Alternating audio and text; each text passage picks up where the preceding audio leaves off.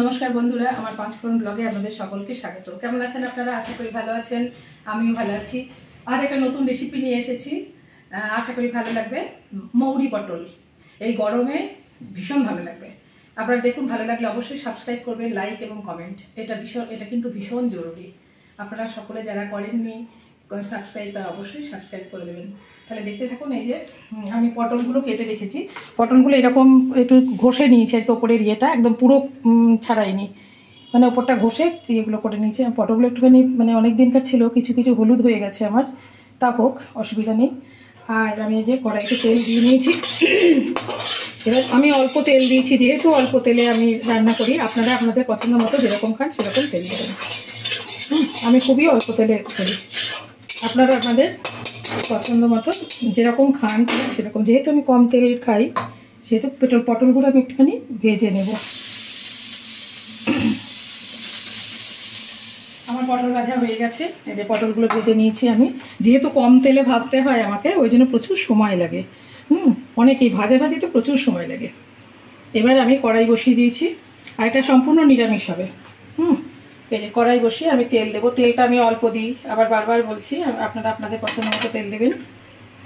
আমি খুবই অল্প তেল দিই। তেল দিলাম, তেলটা গরম হোক।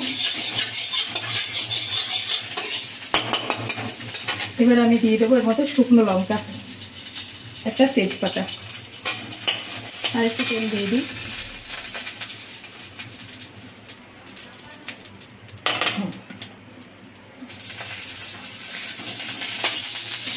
শুকনো লঙ্কাটা একটু ভাজা ভাজা হবে। তারপর আমি দিয়ে দেবো একটু মৌরি, গোটা মৌরি ফোড়নে। এটা যেহেতু মৌরি পটল, মৌরিটাই এখানে, এটা অল্প আমি ফোড়নে দিলাম, অল্প একটু দিলাম।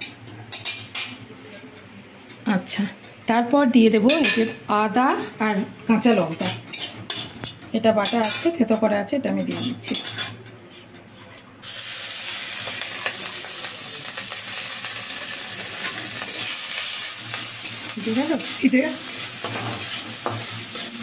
এটা একটুখানি দিই।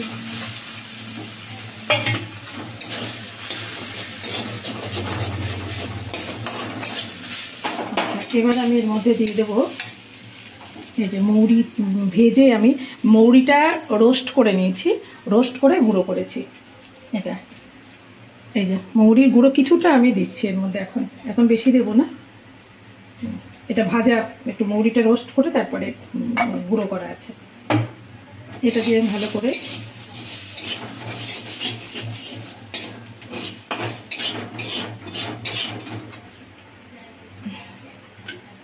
আর একটু তেল দিতে হবে, আর কম তেলে চাইলেও এটা হবে না।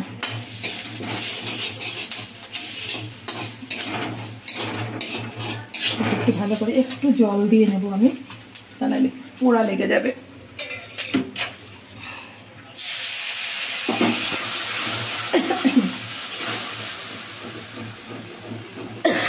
বাবা, ঝাঁঝ বেরোচ্ছে লঙ্কা। আচ্ছা, এবার আমি দিয়ে দেবো একটু হলুদ।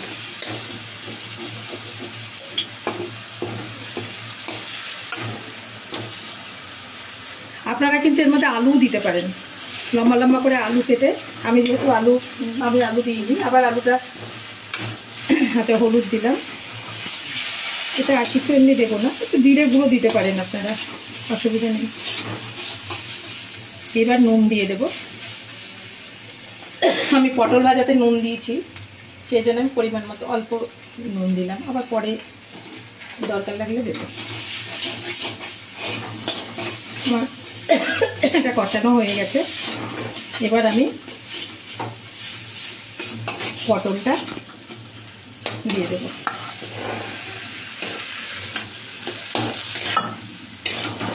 নামিয়ে নিচ্ছি। এর মধ্যে আমি একটু জল দেবো, জলের একটু জল দিতে হবে। এটা দিতে হলুদের একটু জল। পটলগুলো ভাজার সময় সেদ্ধ হয়েই আছে মোটামুটি। এবার আমি আরেকটু জল দিয়ে দিই। এবার আমি এর মধ্যে দেব দুধ। এটা দুধ দিলাম, দুধের বাটি হবে। হ্যাঁ, একটু মিষ্টি দিয়ে দেবো।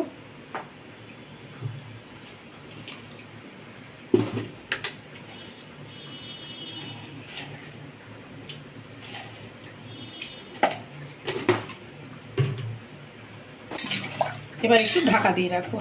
সেদ্ধ হয়েই আছে পটলগুলো, মোটামুটি সেদ্ধ হয়ে আছে। ভাজার সময় আমি ঢাকা দিয়ে ভেজেছিলাম। এবার একটু ঢাকা দিয়ে রেখে দেবো, ফুটবে।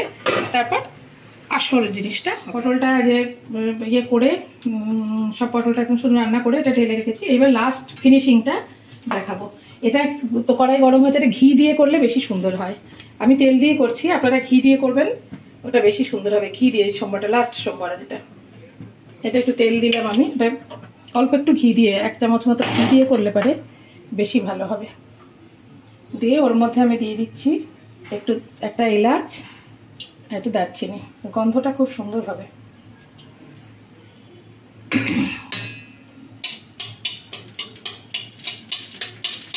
দুটো এলাচ দিয়েছি, একটু দারচিনি দিয়েছি। আমি তেলে করছি, ঘি দিয়ে করলে গন্ধটা আরও সুন্দর, খেতে জিনিসটা আরও ভালো হবে।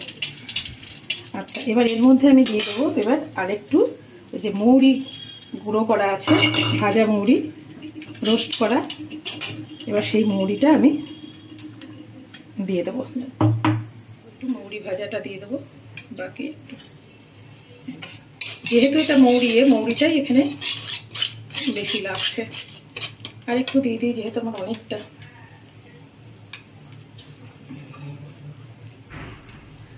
একটা গন্ধ বেরোচ্ছে, এটা ঘি হলে আরো সুন্দর। আমি একটু জল দিয়ে দিচ্ছি।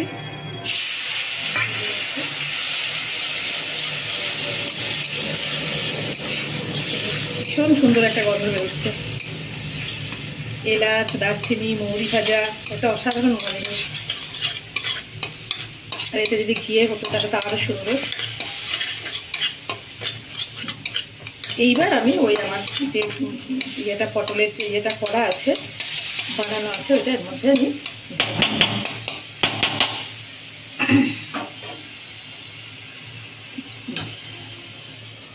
এবার এটা এর মধ্যে দিয়ে দিই।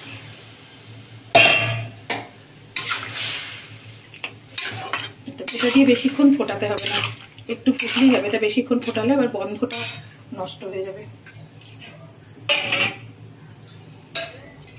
আচ্ছা, এটা আমি ঢাকা দিয়ে দিলাম, ফুটলেই অফ করে দেবো। মানে এটা বেশিক্ষণ ফোটালে গন্ধটা চলে যাবে। তো কেমন লাগলো মৌরি পটল অবশ্যই জানাবেন। আর যেটা বলেছি, সাবস্ক্রাইব অবশ্যই করবেন, পাশে থাকবেন। নমস্কার। এই যে আমার মৌরি পটল একদম রেডি। আপনারা অবশ্যই ট্রাই করবেন, খেয়ে দেখবেন কেমন লাগে, কমেন্টে জানাবেন। তাহলে রাখছি, আজ এখানে ভিডিওটা শেষ করছি। নমস্কার।